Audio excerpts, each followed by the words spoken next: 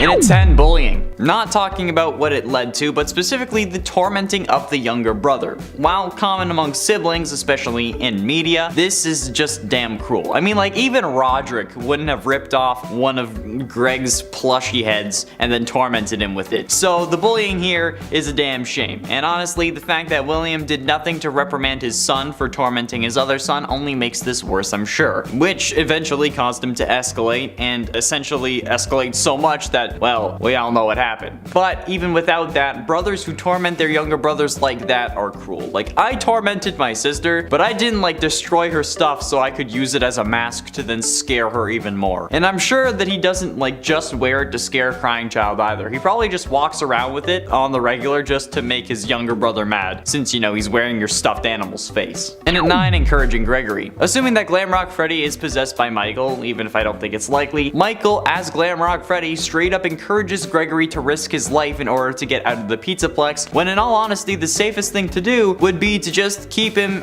either in your stomach or in your green room until 6 AM, especially after the doors closed and he was definitely stuck. There was no need for this daycare, secret escape, hatch escape plan thing, okay? You could have just gone back the way you came and everything would have been fine. You would not have been suspicious since you'd have at least appeared like you listened to Vanessa and went back to your green room, and then Gregory would have been safe, especially after you knew that there was a crazy bunny running around looking to slaughter people. So yeah, if Glamrock Freddy is possessed by Michael, he did a horrible job at protecting his surrogate younger brother, which kinda hurts the whole he protects Gregory because of crying child thing, doesn't it? And at 8, listen to his father. Now this takes a bit of assuming, but less than assuming that Glam Freddy is possessed, so it's gonna be a spot higher. We learn in Michael's final speech in Sister Location that he went to find his sister because his father asked him to, saying something along the lines of, "I did it, I put her back together just like you asked me to," which is, yes, in reference to Baby, but the issue I have with this is, why did he listen to his father? I don't think he learned about the horrible things his father did because of Baby. Like, I think he must have learned about it beforehand, maybe when he got Crying Child killed, since he was freaking out because the animatronic jaw should not have been able to crush his skull. And even if he didn't know about what William was doing, honestly, that could make this point even worse. Like, what other things did William ask his son to do, either while he was stuck in Fazbear's Fright, or before that Michael did without question? That's a thought that really worries me, and maybe Michael has more to repent for than just hurting his brother. And at 7, steals merch. While yes, Gregory does steal multiple items while we play the game, he's also stolen some stuff prior to the game starting. If you pay attention to his character model and some of the comic panels and various endings, we can see that his shirt and shoes, are at the very least, are Freddy Fazbear themed. They have Freddy's head on them, and considering how this kid has no home, sleeping in a cardboard box at the end of the worst ending, I doubt he could really afford to properly purchase Fazbear Entertainment clothing. And considering how he's breaking in, I feel like it's needless to say that he stole the clothes off of Fazbear's back. This is why they have to keep reopening, otherwise they'd be so bankrupt the current CEO, whoever they are, would end up having to actually also live in a cardboard box. This kid alone is the reason they can never fully close and have to keep reopening. Like, honestly, that's probably the only way them reopening makes sense, aside from them being money hungry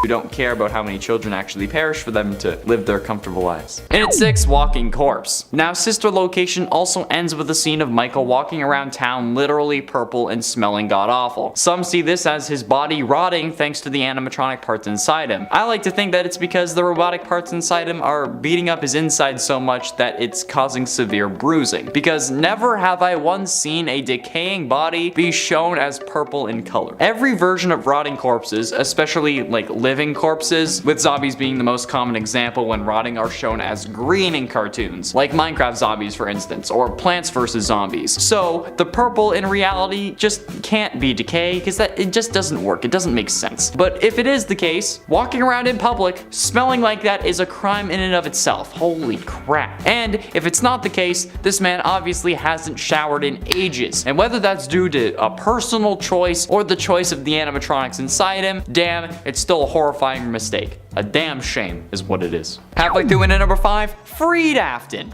Not only does this man lock Afton away in a secret room prison in an old pizzeria, he then ends up letting him be set free. Henry, being the owner of the company and sole proprietor after Afton's death or disappearance, he would be the only person who would most definitely be the one to have the final sale and be the one to sign off on a sale of the FNAF 3 location. He would have had to, however, he sells it knowing that Afton is damn well trapped inside. I don't know why this guy thought it was a good idea, but here we are. William is then set free by the people who bought it because they see that the original blueprints have a secret room, and then lo and behold, William is freed again and thirsty for blood. Sure, Henry might have thought that William was dead, but he thought that those guys would stumble upon a dead body in a secret room all sealed up and then what, just ignore it? Or freak out and get rid of it themselves?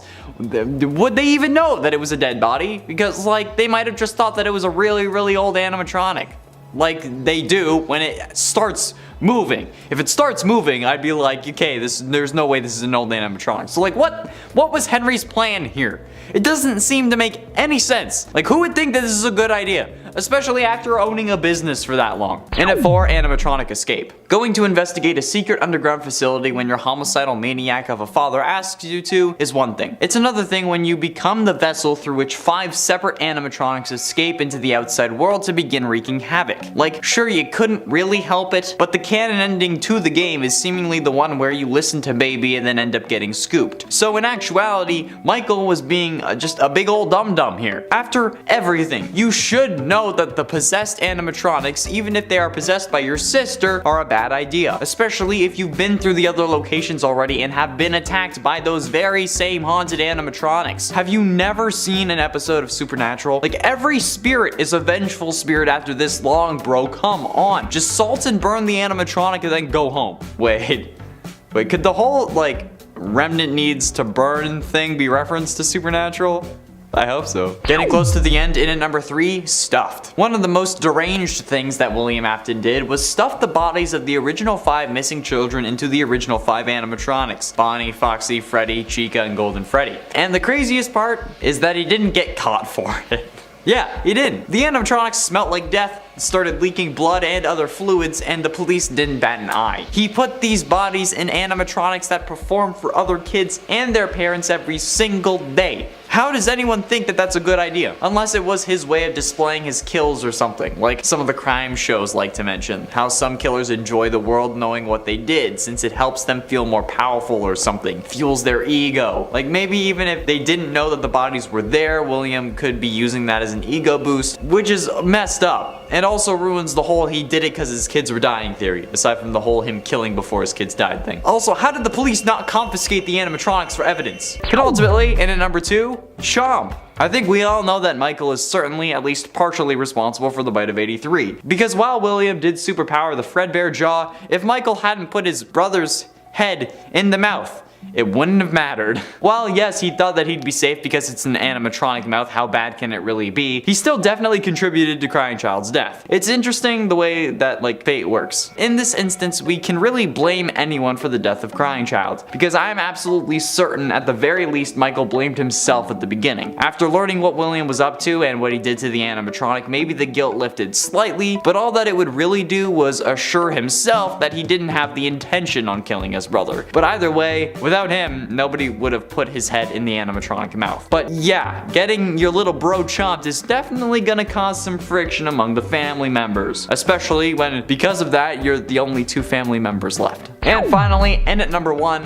nothing. Michael Afton's biggest sin in my mind is his ability to do nothing. Like, sure, he seems to be playing the good guy, going after his father and trying to undo his deeds, but really, Michael to me just seems like he's been playing hero this whole time while not actually doing anything. Sure, he says he's trying to right his father's wrongs and whatnot, but looking at him, he's not doing it because he's a good person. He seems to be doing it because he just feels bad and not because of some higher moral code. He blames himself for getting his brother killed, which subsequently means that anything he does to try and fix that is just to make himself feel better about it, because in the end, nothing's gonna bring his little brother back. And if anything, the FNAF 3 happiest day minigame is because of Henry, not Michael. And you know what? This guy, he doesn't have the balls to actually end his father once and for all. He says that he's gonna go come find him in the final scene of Sister Location, but then when he does, he's not the one to burn the place down, okay? Henry's the one who does that. Henry is the only one who's able to actually sack up and do anything about this. I mean, he does it in a horribly stupid way,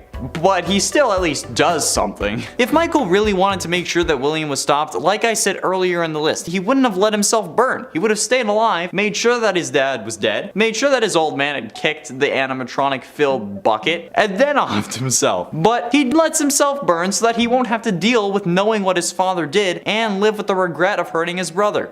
So, yeah, he didn't really do anything. And at 10, breaking and entering. This kid is known for breaking into the Pizzaplex, as we learn through the therapy CDs that you can find at the end of the game. The ones revolving around Client 46 are certainly intended to be Gregory, and every time he breaks in, he ends up getting caught on camera or by technicians or someone working there. Enough times to actually mention it to his therapist, who then brings it up with Gregory. Breaking and entering would actually be what he'd be charged with if he wasn't under 12 and seemingly could actually get caught. But despite a few witnesses, the cameras never get a solid shot of him. Probably due to Vanny, since the camera was distorted when talking to something with bunny ears. I originally thought this distortion could be Gregory being a robot, however it was pointed out to me in the comments of the Gregory is in therapy theory video that the distortion was most likely due to Vanny. And at 9, trespassing. Okay, so while yes he does break into the Pizzaplex, he also ends up trespassing the entirety of the game. That's literally the premise behind this game. Gregory is trapped in there after it's closed, which instantly makes it trespassing. Like how you aren't supposed to stay overnight in a Walmart like people used to claim they were doing in YouTube videos. Yeah, well, if they actually did that, it's trespassing. And so with this, he gets told to leave multiple times and the security guard is at least seemingly trying to help him get home. At least legally speaking she is. So assuming he ends up getting caught, he could be charged, although with everything else that happened I don't think they'd actually end up charging him. But he even goes into restricted sections of the Pizzaplex, like where we find the true ending and where we go after we crush Chica. So yeah, he's definitely trespassing in the entirety of this game. Ironically, he only ends up getting killed when he stops. And at 8, steals security badges. Not only is this just like a stealthy kid, he's also a thief. This guy steals so many things from the Pizzaplex, like not to mention all the little gift boxes you can find around. He also steals all the security badges that end up getting him level 7 clearance as a 6-year-old or however old he is. It's really unclear because he can't ride the go-karts alone and he can fit in Freddy's chest cavity but can also speak full sentences with proper grammar and stuff. No idea how old he is, but he's still able to gain level 7 clearance. That's ridiculous. I don't think I would technically count it as impersonating a security guard because he's not really doing that, but that is absolutely stealing. And this isn't the only time too. He steals more than just some prizes and some badges. It gets even worse than just stealing. Like worse in both the vein of the severity of the crime and in general the severity of the stealing.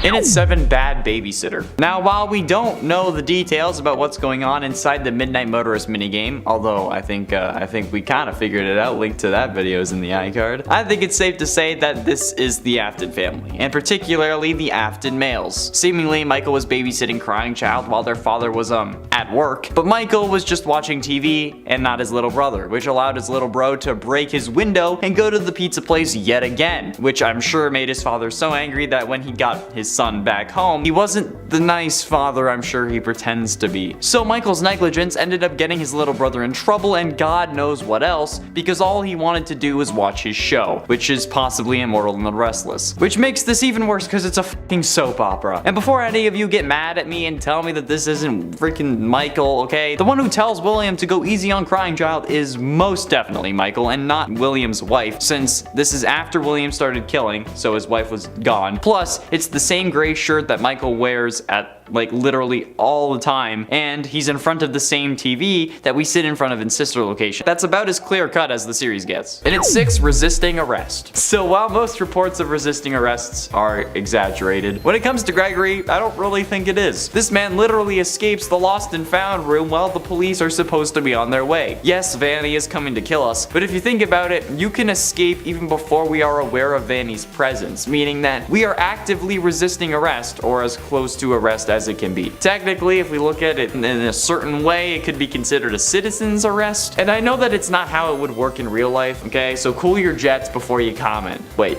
you already did comment? You were complaining about an earlier number? Wow. Who cares if it's not how things would work in the real world? This is a game! Afton wouldn't work like he does in the real world. Possession doesn't exist in the real world. So just like cool it, okay? Gregory is resisting arrest for breaking out of the lost and found room, and he also stole a screwdriver that he uses to do it. it. Plus, removing vent covers could also be considered. Halfway through into number 5, Vanessa. Possessing Vanessa was certainly one of the more messed up things that William did. It just sounds weird, you know? Like this guy pops up into your VR headset, then takes over your body without your consent, so now you end up killing for him. That's kind of messed up. Actually, no, not kind of, that's incredibly messed up. I mean, she knows what's going on too. She actively talks in hushed tones about how she can't talk about it to her therapist. So like, what the hell is the dynamic here? I mean, possessing someone is already pretty messed up, but then causing them to make a rabbit costume so you're still a furry is a whole other set of kinks that I don't even want to talk about. And then, she knows that there's an evil inside her, but she can't do anything about it.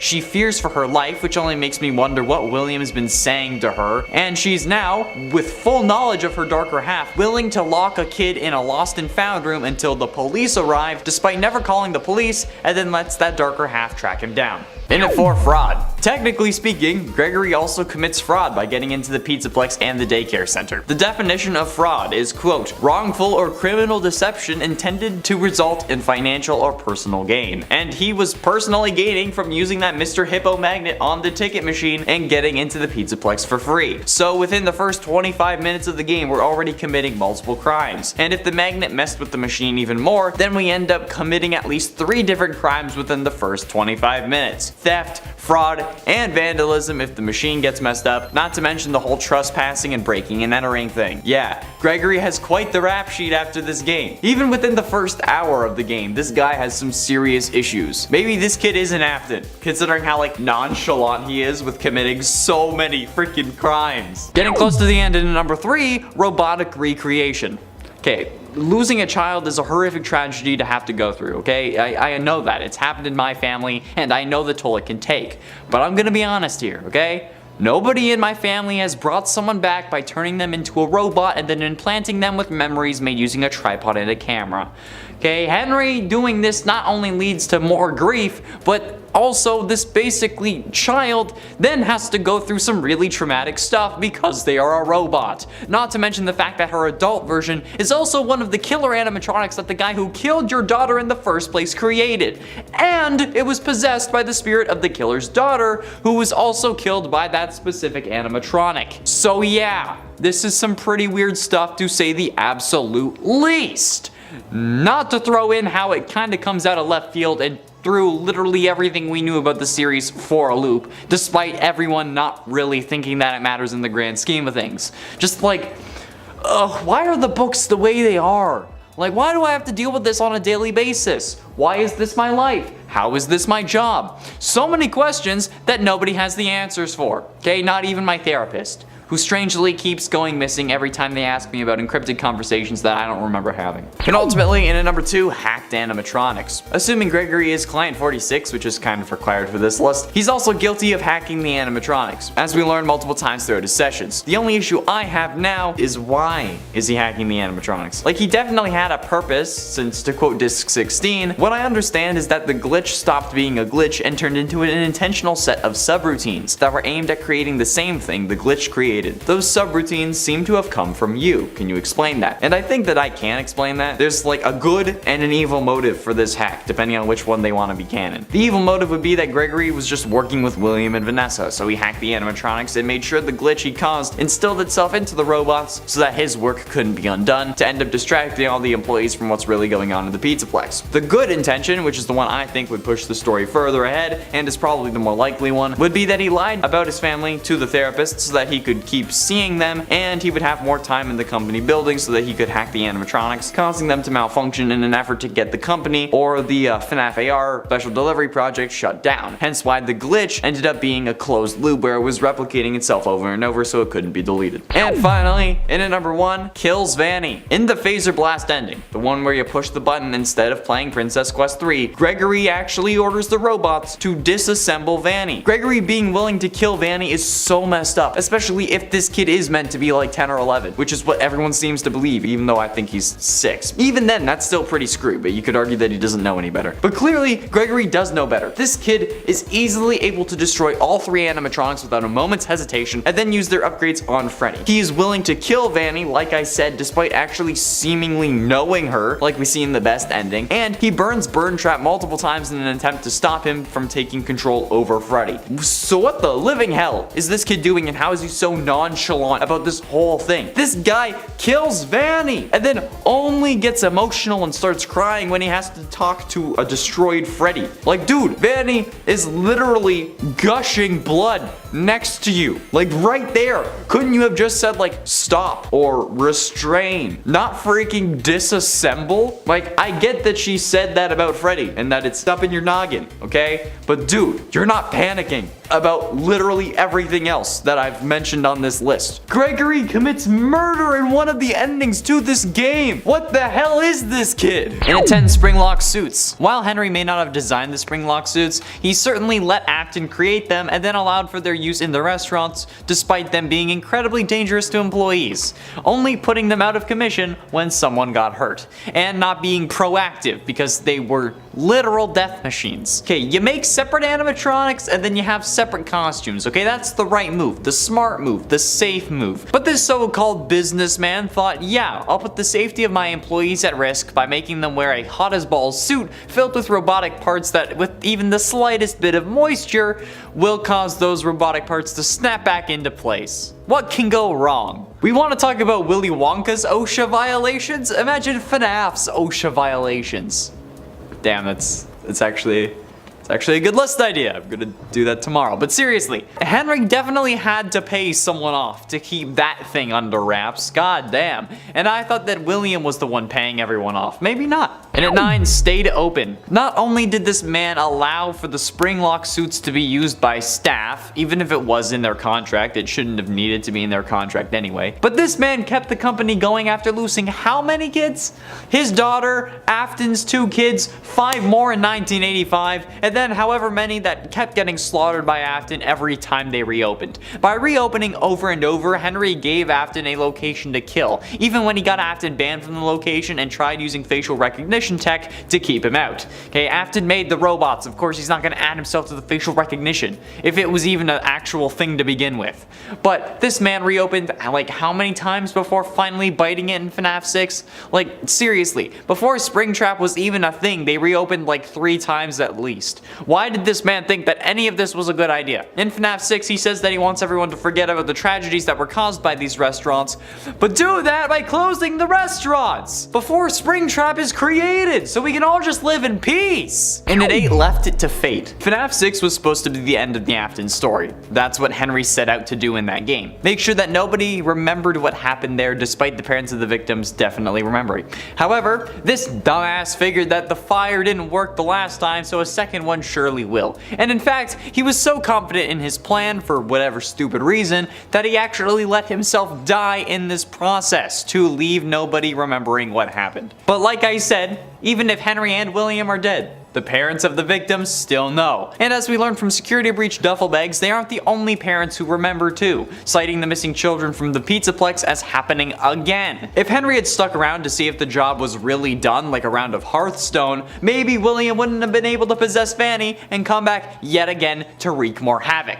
The Pizzaplex's missing children are a direct result of Henry just being a straight up moron, and you can't tell me any different. Okay, he should have lit the place up, smashed everything that survived the fire, and then he could off himself if he wanted to, okay? But like, make sure the job's done first. And at 7, stored his daughter. While we know Afton isn't the best father, I think it's something else to end up locking your robot possessed by the soul of your dead daughter into an animatronic testing facility. That seems a bit too far if you ask for my humble opinion. But nevertheless, he still did it, and that's what Sister Location is all about. And William was even the one who sent us as Michael down there in the first place, and then we get shoved full of entered bits so that they can escape. Did William know about that plan? Unsure, because like in FNAF 6, Baby says that she'll make her dad proud. So was that William's intention, to like send us down there so Baby could get out? And if that was the case, why lock her down in there in the first place? I mean, like, if she was your daughter, why not have her just like chill around the house, right? Like in the books, Baby is able to transform between Baby and like a human looking animatronic at will.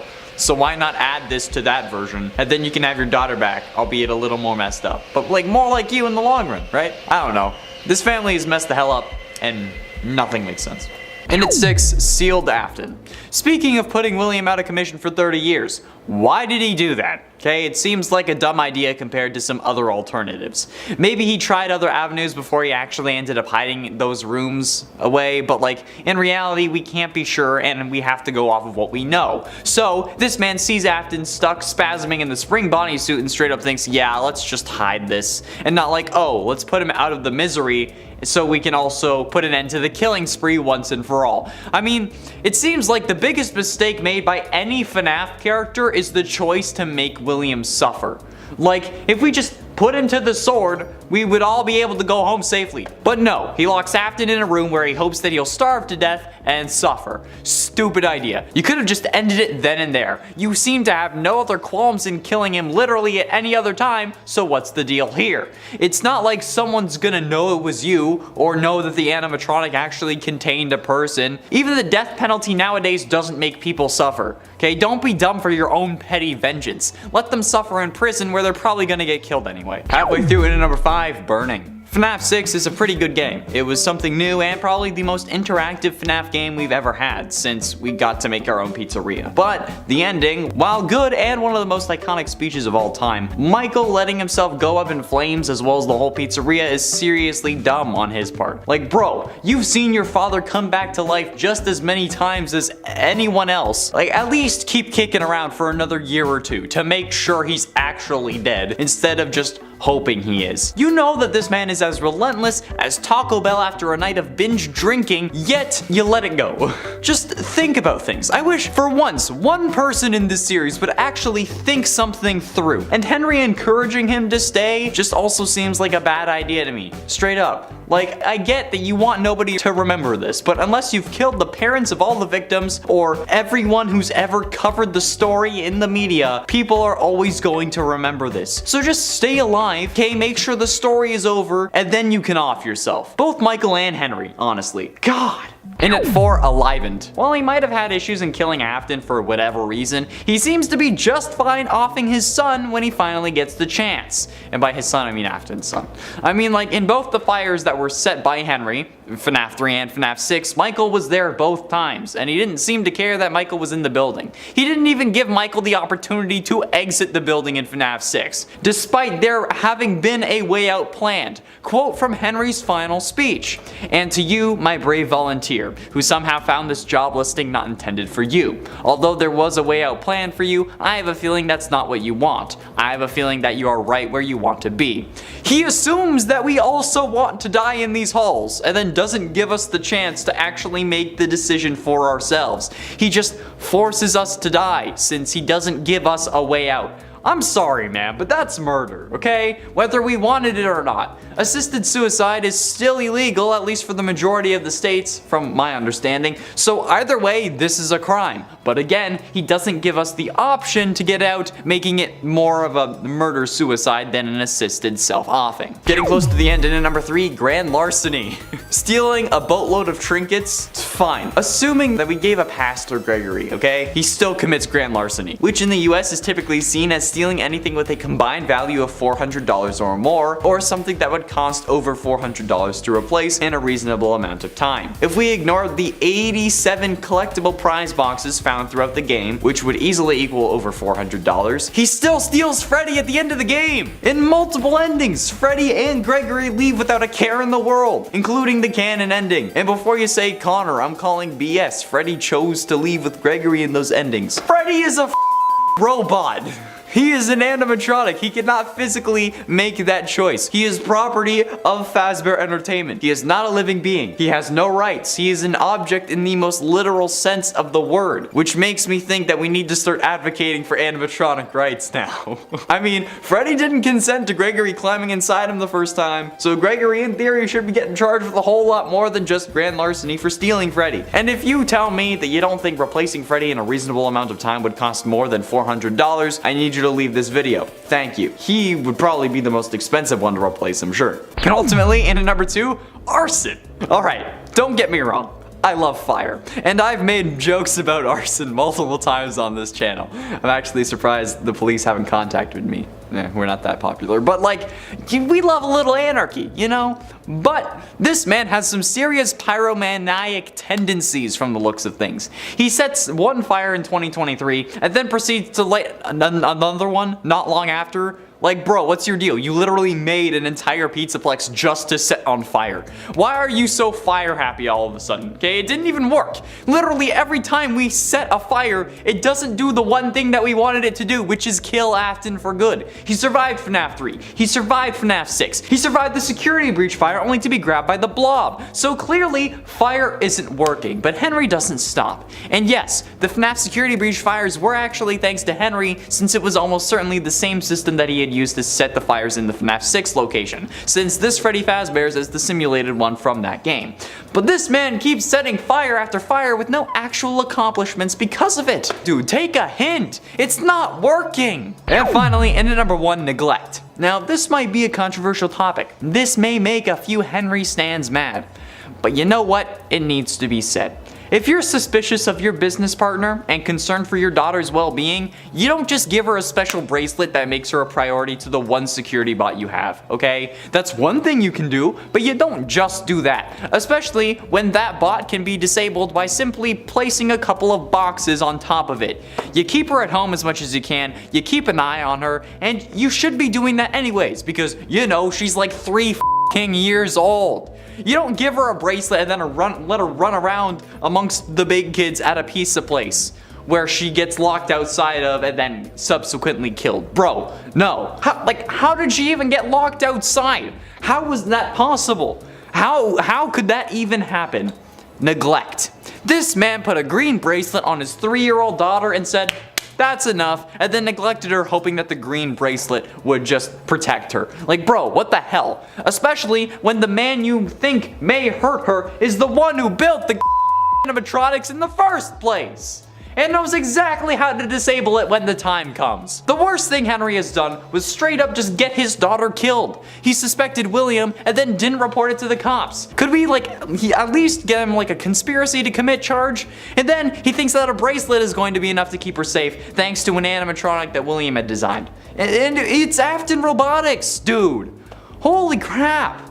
You can't fight me on this. You can't argue in the comments. You know I'm right. And it's 10 animatronics. We can joke all we want about how Afton has a hardcore bloodlust in this series, but his desire for human destruction has been there since the start. Thanks to the fast facts found in FNAF AR's files, we learned that the Funtime robots, the ones used in Sister Location, were actually some of the first robots Afton ever made. Not exactly the first, but among the first. And that they were built with special containment chambers inside to store away items, which we all know is code for children's storage tanks, which we see the Funtimes actually have in their blueprints from FNAF 6. So this means that Afton has been wanting to kill kids since before his kids had died. Hell, even maybe before his kids were born, depending on the timeline. Which at this point is as simple as my feelings for Vanessa, which is not simple at all. If anyone cosplays Vanessa, feel free to hit me up on Instagram. Possibly killed wife. This hasn't been confirmed as of yet, so it's currently not canon. Many people still consider William Afton offing his wife to be the story of her demise, even though technically we know nothing about her, and she could still be alive for all we know. Many people consider her to have died in either a car crash or because William killed her, and those are the most common thoughts on the matter. Although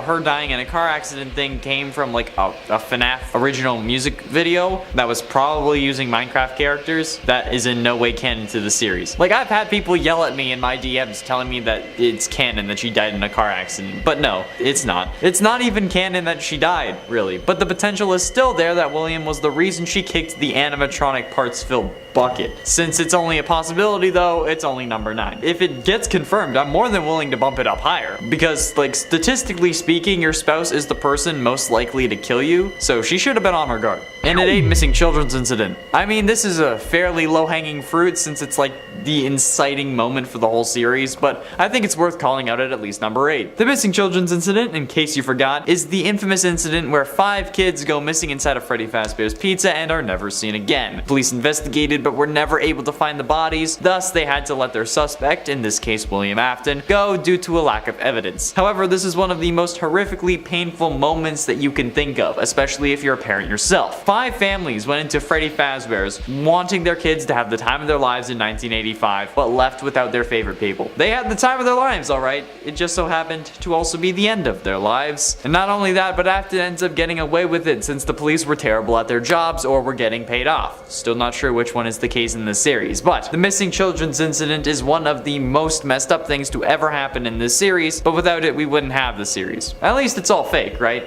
In at 7, he didn't call the cops. Let's look at this logically, alright? This man knew what was going on and that Afton had some shady shit going down. Otherwise, he wouldn't have put a green wristband on Charlie, right? Well, if he knew this man was up to something and was fearing for his daughter's safety because of it, why didn't he make the damn call to the police and say like, hey man, so William Afton is the one who's offing all those kids and the one that you've been looking for, alright? So, go get him. Like, maybe he didn't have any proof, but he could certainly have kept an eye on him or gotten the police to keep an eye on him. But he didn't. And instead, he did a whole load of other shit that in reality did nothing to actually hinder William. He did some stuff to put him out of commission for like 30 years, but only 30 years. This man could have actually stopped him, but instead chose to keep his mouth shut. You know what they say, if you see something, say something. Well, at least they say that on the Toronto Transit. I don't know if they really say it anywhere else.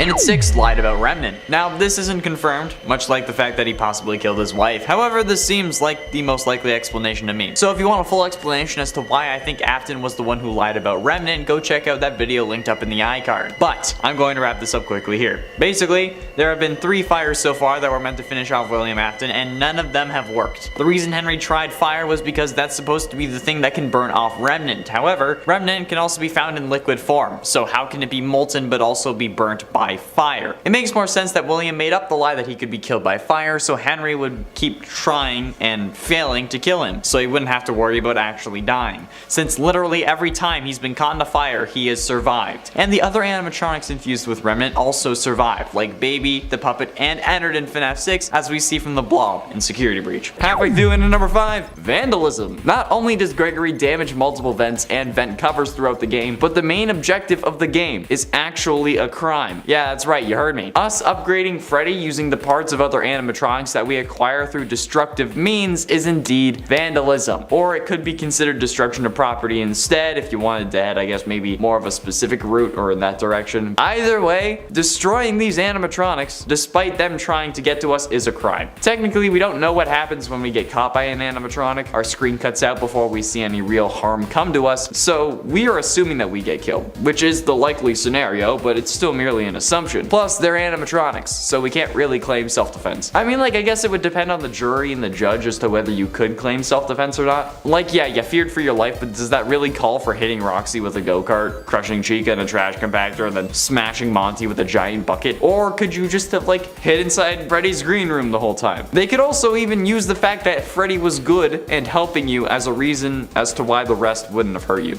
So, yeah. And at 4, later that night. The Midnight Motorist minigame seems simple enough, but the true horror of this minigame comes from the implications of it. Since in the game files, the minigame is known as Later That Night. Most people akin the game to what happened after William kills Charlotte outside Fredbear's Family Diner in FNAF 2's Take Cake minigame. But if this is true, this is probably one of the scariest moments in all of FNAF history. This man just killed someone, but then goes home to his kids, reprimands his son and abuses him by locking him in his room so much that he had to break his window to escape. Plus, think of all the people driving past him, unaware of the violent crime that he had just committed. It's scary because this is the case in the real world too. Technically speaking, anyone we encounter can be a serial killer. And that is a horrific thought, since also you're only alive because everyone you've ever encountered has chosen not to kill you, which only makes the whole anyone could be a serial killer thing even worse. And in this case, this man literally just killed someone and then comes home and is going to yell at his son who's been in his room all day. Like, god damn, bro, how much residual anger do you have suppressed inside your body? Getting close to the end, and in number 3 left his sister. Now, don't get me wrong. Allowing yourself to be a vessel for a group of evil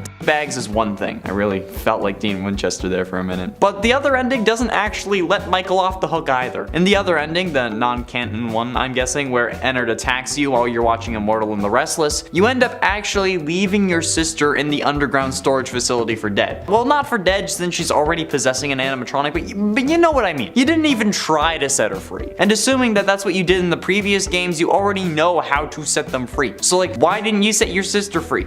Yeah, that's what I thought. Okay, my sister and I we don't always see eye to eye. Sometimes she can't take my hilarious jokes and my brilliant sense of humor, but I'd still release her soul if it was trapped inside a 6-foot tall giant robot. Okay, I would. But this man just leaves, and we know that he knows it's Elizabeth. He just doesn't care. What a great big brother this guy is. You already screwed over one sibling, why not the other one too, right? Speaking of which. And ultimately, in at number 2, first victim. They say a killer's first victim is the most important, since it usually indicates what got them to start killing or other psychological clues that they could use to predict his next moves. But in the case of William Afton, his first victim was the daughter of his longtime business partner Henry, which is hella messed up because she was 3 at the time, that time being 1983. And this is the year that Afton's life started going downhill in the worst ways possible. He starts killing off kids and then sticks with that MO throughout the rest of his criminal career. But the fact that his first victim was someone who trusted him, who didn't exactly suspect him even though her father did, is something even I fear. I'm not a parent, so I can only imagine how this must have felt. And if that was me, I'd be doing a lot more than burning down restaurants in an attempt to put that down.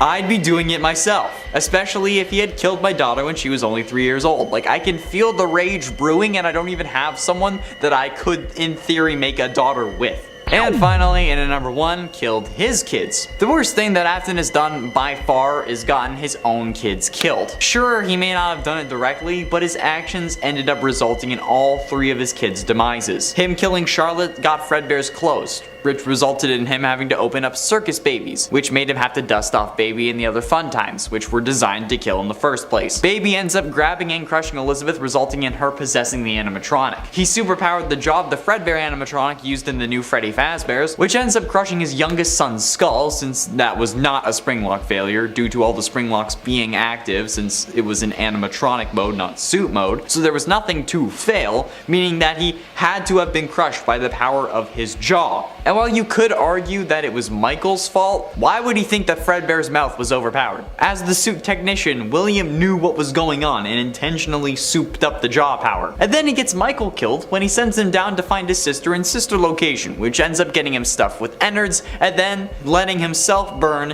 in Pizzeria Simulator. So yeah, William's actions got all 3 of his kids killed just because he had to kill his business partner's daughter.